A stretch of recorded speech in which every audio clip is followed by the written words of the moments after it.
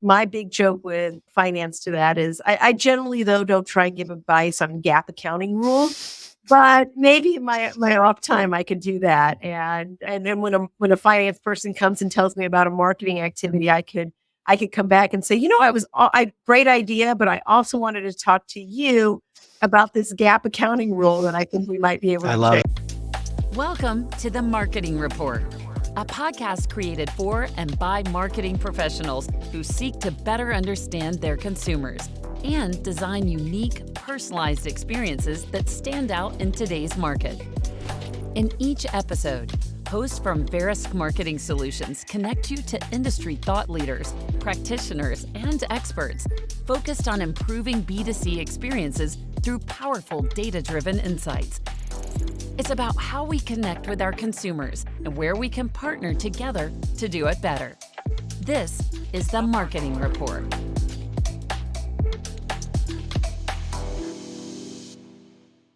Hello, I'm Tim Finnigan, and welcome to the Marketing Report podcast.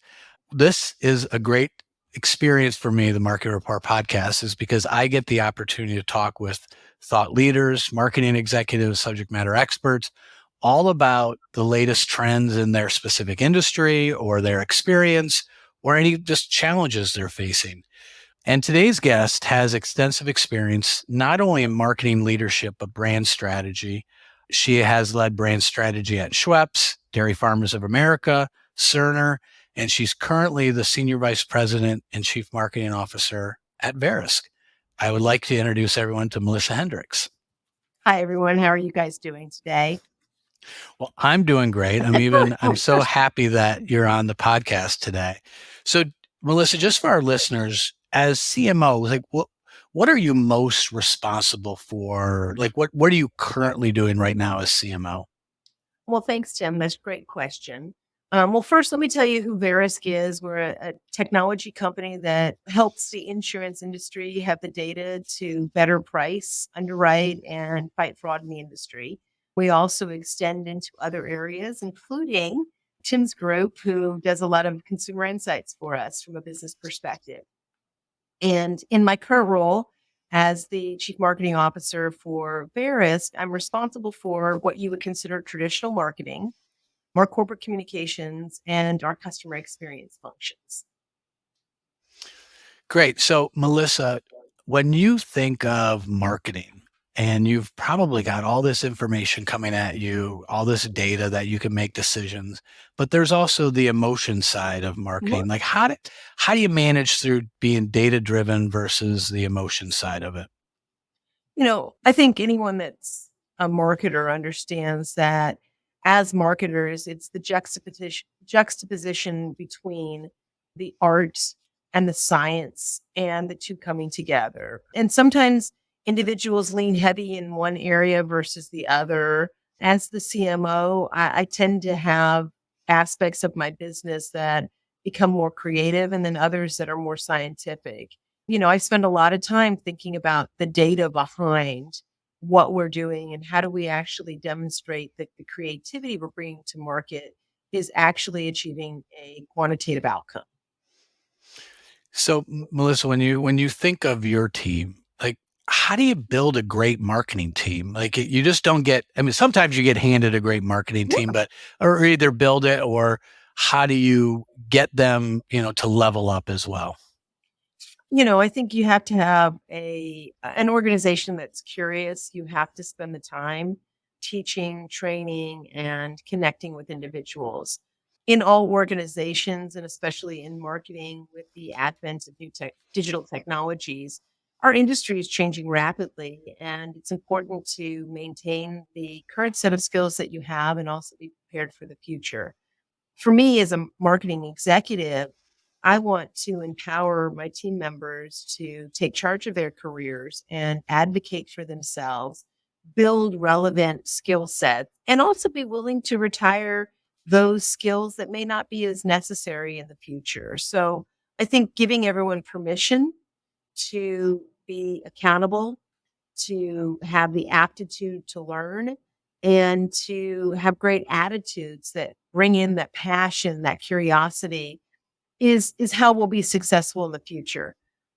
And it's easy to say, it's much harder to live. And so I think if you had my team members listening in on this, they'd probably say, "Hey, I think the intent is always there, but sometimes we struggle with the ability to be able to do it today and to give everyone enough time." The windshield can be formidable, and you can lose sight of being able to think about building and coaching and developing yourself. So I always say it's a two-legged race, in the sense that the leaders actually have a huge responsibility, but the individual has to also be aligned with you and working with you on that. So speaking of your team, I did do a little research on you and I spoke to one of your team members, and she said one of the things that she likes or she most admires about you is your consistency. Could you just expand on sort of that consistency and your point of view on it? Yeah, gosh, consistency is probably core to who I am as a human, but also core to what I think makes for great marketing. If you think about it, the premise of what a marketing and communications function is for hasn't changed much since the auspices of marketing organizations. But if you went back to the 1970s, the 1980s, the 1990s, the tactics are entirely different than they are today. But the reason you were there hasn't changed. We're here to create a passionate love affair with our Verisk brand. We're here to build perception, and we're here to help drive demand.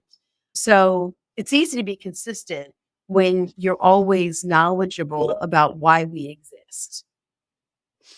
So when you had mentioned brands and I'm interested, you sort of worked within four key areas. You ran brand strategy for Schweppes, you ran brand strategy for Dairy Farmers of America, and then you've also done more of the B2B with Verisk and Cerner. What are the difference between brand strategy with like something that, I mean, Schweppes is, it's almost got like a personality to it versus Verisk, it's more B2B and directed towards, the insurance industry.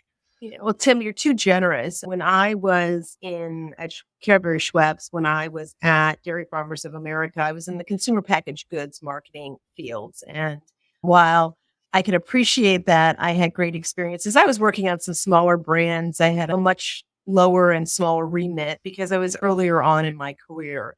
But in those roles, as a consumer packaged goods marketer, I really got a much broader appreciation for the commercialization of the businesses that you're running. Because as a marketer in that space, I was responsible for the P&L, the forecast, the marketing plan, the innovation pipeline. And so it gave me a very holistic view of what a marketing function and how marketing can drive brand awareness, perception, and outcomes.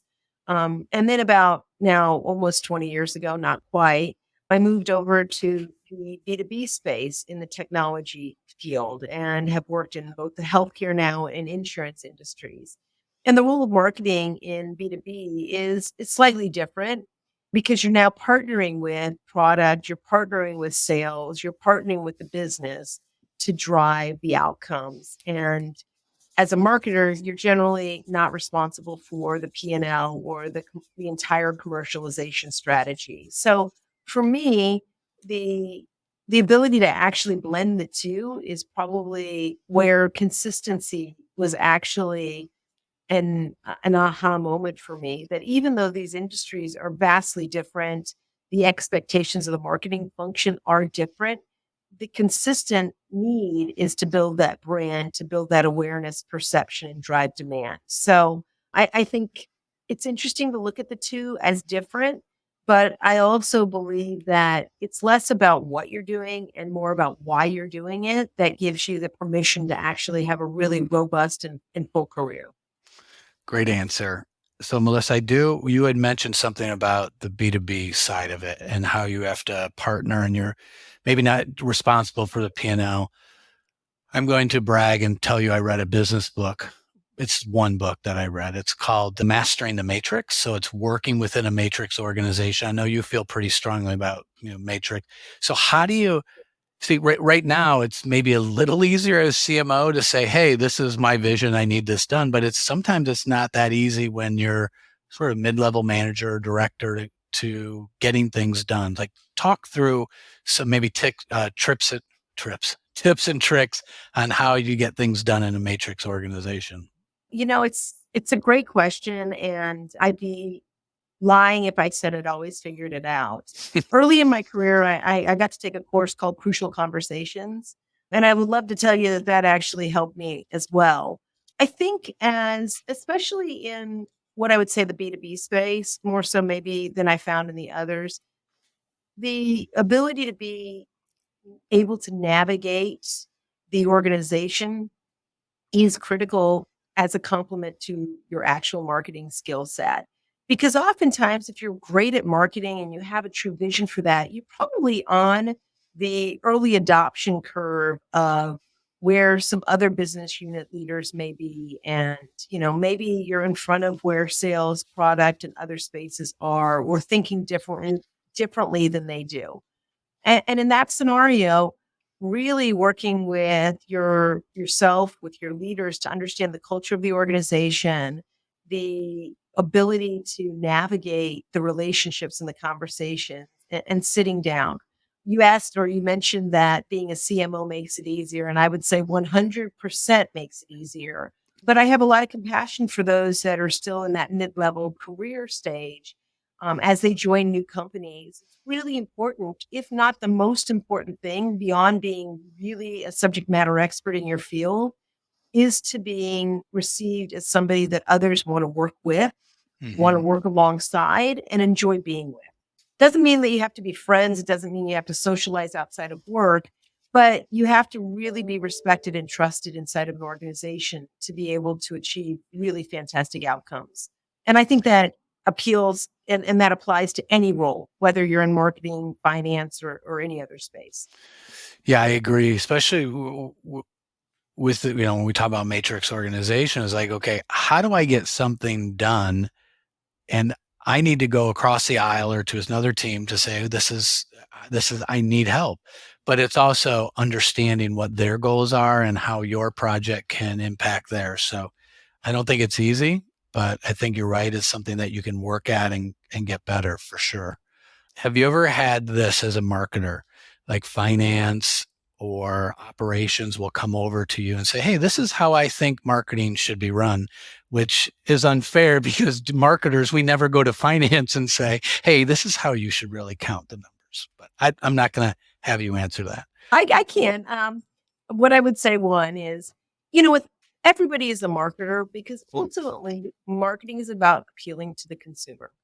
And each one of us has an experience as a consumer, and we know what we like in our personal lives. We know what marketing activities have worked. So oftentimes when folks come to me with ideas, it's based on real world experiences around what appealed to them. And so I actually embrace that to a certain extent and leverage that.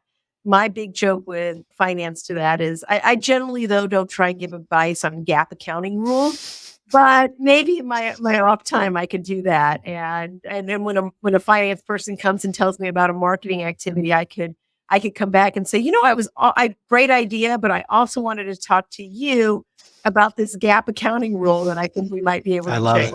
I love it.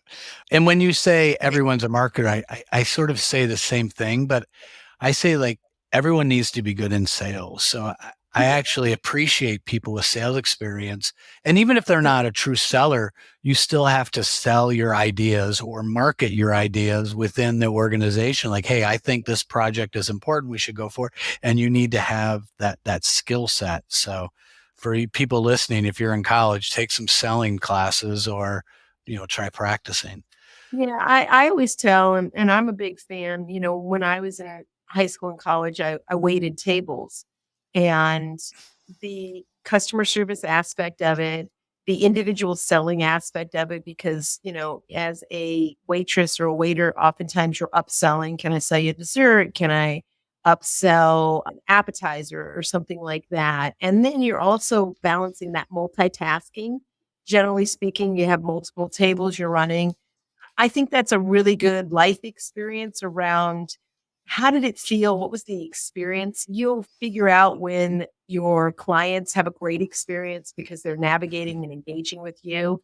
And so I generally offer that to folks and say, hey, that's a really good preamble to what corporate America will look like for you because you're really trying to hit on all cylinders.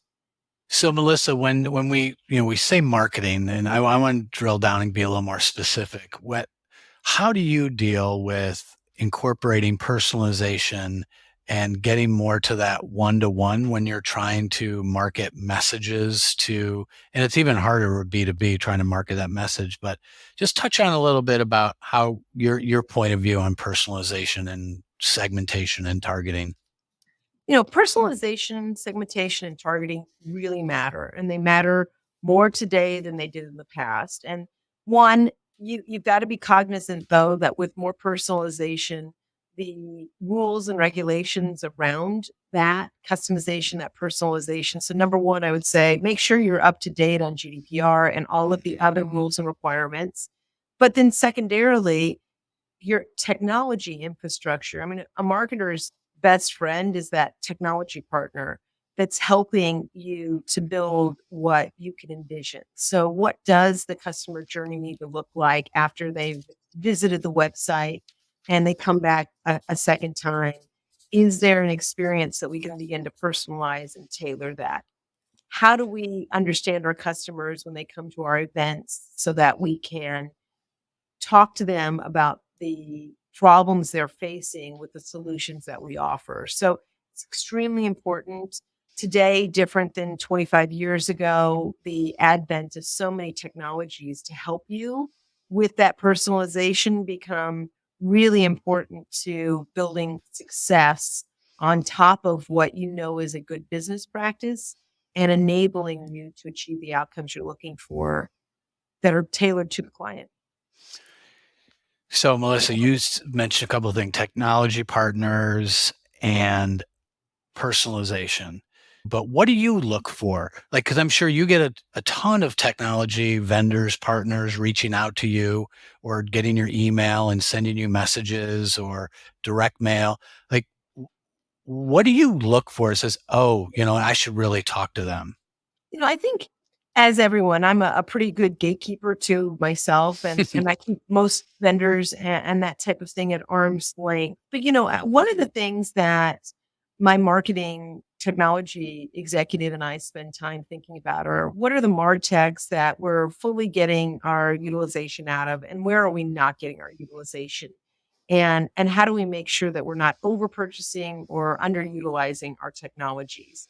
When vendors come to me with opportunities to help my team get more educated, when they come with opportunities to expand my knowledge on topics that are changing in the marketplace more frequently, that's probably going to get me much more stopping power than sending me a Starbucks gift card, than sending me a package in the mail with some high end gifts. Because for me, the ability to have utility with those solutions will have more stickiness and more ROI than simply trying to appeal to my love of coffee or my need for a new water bottle. What's the craziest gift that has been sent to you? So, not at this company, my previous company, a professional soccer team in Europe sent me a jersey, wanted me to become a jersey sponsor and sent me their jersey and on the back my last name. Did you keep it? Okay, I we won't. still have it. I still have it, but because I didn't know what to do with it. So that was kind of a crazy one where I brought it home, and at the time I had small kids. But it was literally, I won't say the team's name, but I probably could dig it up somewhere in my house. But it is a professional jersey with my last name. But I would tell you that's probably an area where it wasn't even the company's name; it was my personal name. So they were trying to appeal to my own vanity. And that really was an interesting gift, but not one that gave me any pause to saying they don't really understand their target audience. So, Melissa, when you think of not just challenges that you're facing. What are some challenges that are facing all marketers as we go into the second half of this year, going into 2024? I think the problem that marketers face is similar to the problem we're all facing, and especially in a post-COVID world, where in COVID, we all kind of were able to focus on one thing. We were focusing on work, and you could reach anyone at any point in time because we were all at home. And today, I think the advent and the explosion of new technologies, the email, the business needs that are coming in, it can be really difficult. I mentioned this earlier, to manage the windshield. And you can spend your time managing a windshield and not really getting your job done. So I think for us as marketers, it's a challenge that most folks in the business face, which is, do we have clear goals and objectives? Is it a manageable number of goals and objectives? And are we holding ourselves accountable to getting outcomes across those activities? And do you have any cool tools or technologies you're using to manage those? Or is it like, what's the best way? Oh, I'll say, we use project management software. We use, agile sprints in the technology space to get things done. I will tell you, and if anyone meets you and talks about me a little bit, and I'll date myself here, that Excel is my love language. And, oftentimes while we can you can get dashboards, you can get it simplified and phased up. Sometimes personally spending time in the data and churning through it gives me, even though it may feel counterproductive, that investment in the churn of the data initially gives me the confidence to move much more quickly and make decisions. So I spend time thinking about workforce allocation in that environment and with Excel on occasion. So I think Gen AI. I was talking to somebody the other day who was saying, "Hey, Gen AI is going to kill some of those the spreadsheet management tools and technologies," and I will cry a tear or two or shed a tear or two if that were ever to happen. So you have mentioned AI. What besides AI, and you can expand on it a little if you want to, but what are either industry leaders, what are executives paying attention to right now? Like what do they need to say, oh, we need to have an answer for that? Yeah, I mean, I think the world today, to your point, Gen AI is taking over the vernacular and preparing ourselves for that. But Gen AI is just a new technology and tool that's coming into the marketplace. And so, for us as marketers, being less focused on what it is and just focused on it's always going to be something. And how do we begin to create a mindset that's ready to embrace and to leverage the new activity or technology that's coming. For us, Chat GPT and the Gen AI and Dolly and Bard are all exciting technologies. And I encourage my marketers to go out and explore with that in their personal lives and think about how does it actually help you figure out if it's working in certain ways and how we might be able to leverage it to especially reduce the 40% of our jobs that everyone would tell you, if I never had to do that again, it wouldn't be soon enough. All right, great. If we really dislike doing something, how can we use new technologies and tools to simplify it, maybe automate it, and reduce that so we can spend more of our time creative thinking? So to that point of spending more time with creative thinking, what are some key skills and knowledge areas that you see that are going to drive marketing forward? So maybe if you could say, hey, to people out there, like, hey, this is the type of skill you need, or you need to go back to school and get your MBA to study this, or even college kids, like, hey, this is what you should be looking at. So you can be that more, valuable going into your next job. Depending on what you want to do in marketing, there are roles that are fairly concrete. So if you want to go into the design field, there's lots of great, fun, exciting, dynamic roles with tremendous amount of career advancement. If you want to, though, be somebody like myself who is a chief marketing officer in the future, one, I don't think a lot of people when they graduate from college have that on their wish list. That's just generally, if I talk to most marketers, many of us have engineering degrees or other degrees that wouldn't have anything to do with marketing. And the reason I share that is I think of marketing as an integrated skill set, and you're better when you're well-rounded. I do recommend an MBA. I have an MBA. I got it at night, primarily because my undergraduate degrees were Bachelor of Arts degrees. So I left college without taking science degrees or finance degrees and accounting degrees.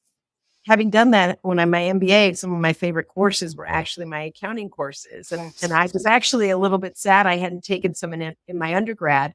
But I think having the well-rounded skill set is important. You really, as a marketer, have to be knowledgeable and skilled as a utility player in a lot of areas. Unless, as I mentioned earlier, you go down a path like creativity and design, which is really a art skill set. And then I just say really, really hone that creativity and that skill set. Well, Melissa, I want to thank you for joining the podcast, and I will see you at VIA Customer Insights conference we're having in Chicago. So let's enjoy the conference together. Oh, I'm looking forward to it. Thanks, Melissa. I do appreciate, and if everyone wants to reach out to you, they can find you on LinkedIn. They can go to the Verisk website and reach out if they want more information. But thanks again, Melissa. Thank you so much, Tim. It's been great talking with you. Have a great day. Thank you for listening to this episode of the Marketing Report.